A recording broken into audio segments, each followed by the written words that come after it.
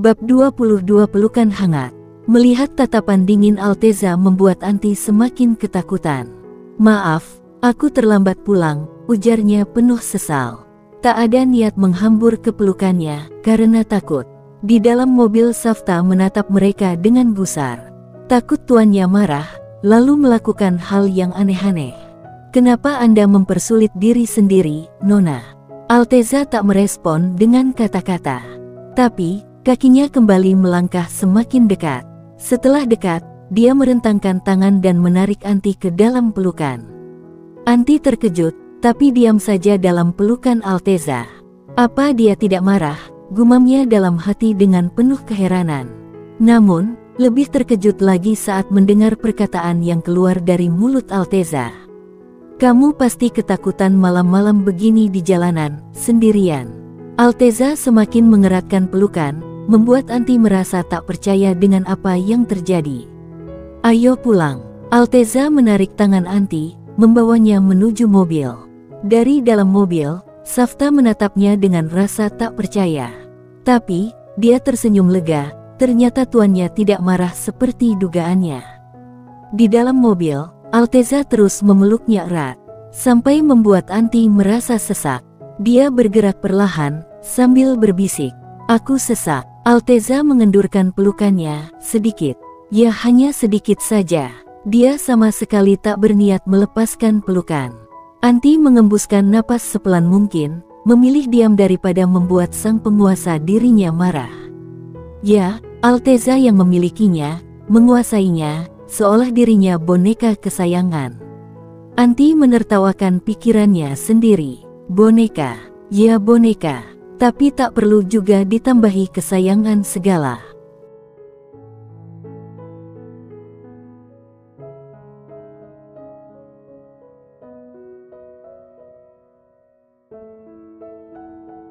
Memang dirinya disayangi apa? Hah, Anti tersenyum masam. Alteza sesekali mengecupi puncak kepalanya. Anti meringis, kepalanya banyak pasir, penuh keringat juga. Pasti bau. Dia jadi salah tingkah. "Jangan ciumi kepalaku." Anti mendongak. Alteza menunduk. "Kenapa?" Dengan tatapan tidak suka. Anti jadi bingung mau menjawab apa. "Aku banyak keringat, belum mandi." "Pasti bau," menyengir malu. Alteza mendengus, menyisir rambut Anti dengan telapak tangan besarnya. Dan menemukan pasir di kepalanya. "Kenapa banyak tanah di kepalamu?" Tiba-tiba pikirannya buruk. "Jangan-jangan kamu bersama lelaki lain di tanah?" Suaranya sudah penuh penekanan disertai tuduhan. "Ya Allah, buruk sekali prasangkamu tuan." Anti menegakkan tubuh, dia sangat marah dengan tuduhan Alteza. Alteza menatapnya tajam. "Lalu kenapa banyak tanah di kepalamu?" "Masih ketus. Ini bukan tanah, tapi pasir.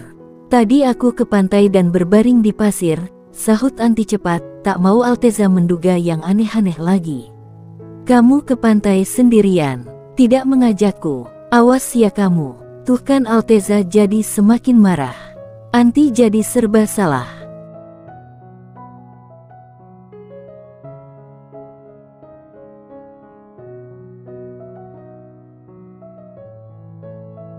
Apa pantas seorang wanita bersuami keluyuran tanpa suaminya? Suara Alteza masih saja dingin, malah semakin kesal sepertinya.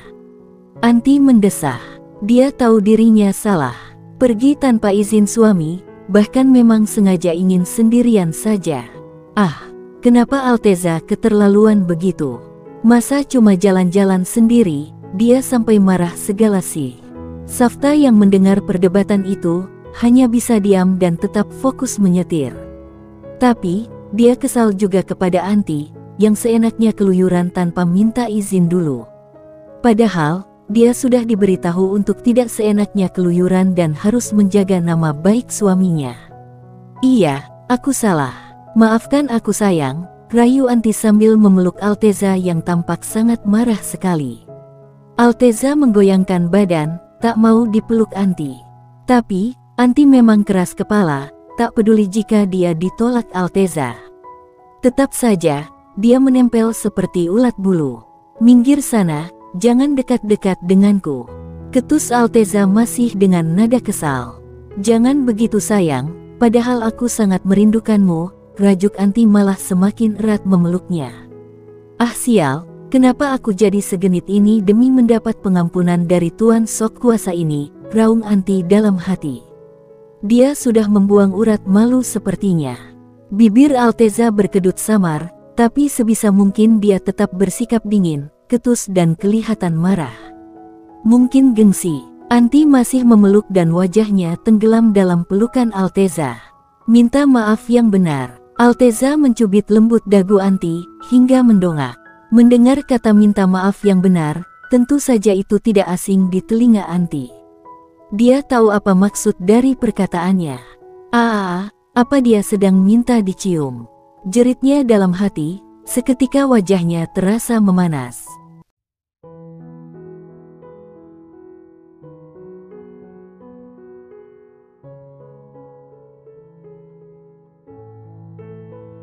Kenapa wajahmu merah?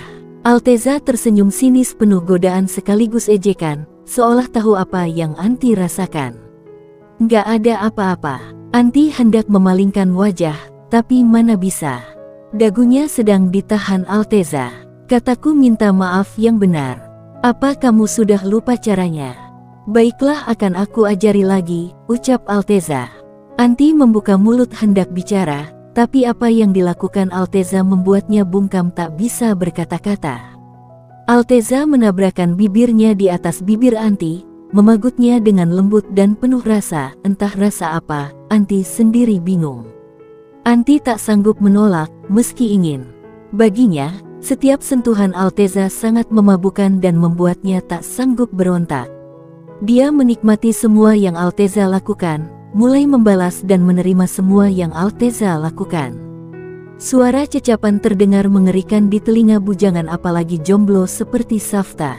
Ah sial, kenapa kalian melakukan siaran live begini di dalam mobil? Ingat tuan ada saya di sini. Raung Safta, jiwa jomblonya meronta-ronta. Sebisa mungkin, dia tetap fokus menyetir, seolah tak mendengar dan melihat apa yang terjadi di jok penumpang. Padahal, meski tidak mau melihat, tetap saja, sekilas dari spion mobil, dia bisa melihatnya. Pagutan mesra dan panas itu berakhir, Anti terengah seperti abis maraton saja. Pun dengan Alteza, napasnya terdengar berat dan suaranya parau. Sudah cukup, itu ada jomblo di depan, kasihan dia, bisik Anti tersipu malu, melirik Safta sekilas dengan wajah malu dan tak mau bersitatap dengan Safta. Alteza sungguh keterlaluan, masa melakukan ini di depan Safta sih? Ralat, bukan di depan, tapi di belakang, namun tetap saja dia ada di tempat yang sama dan pastinya bisa melihat dari spion kan. Anti sangat malu.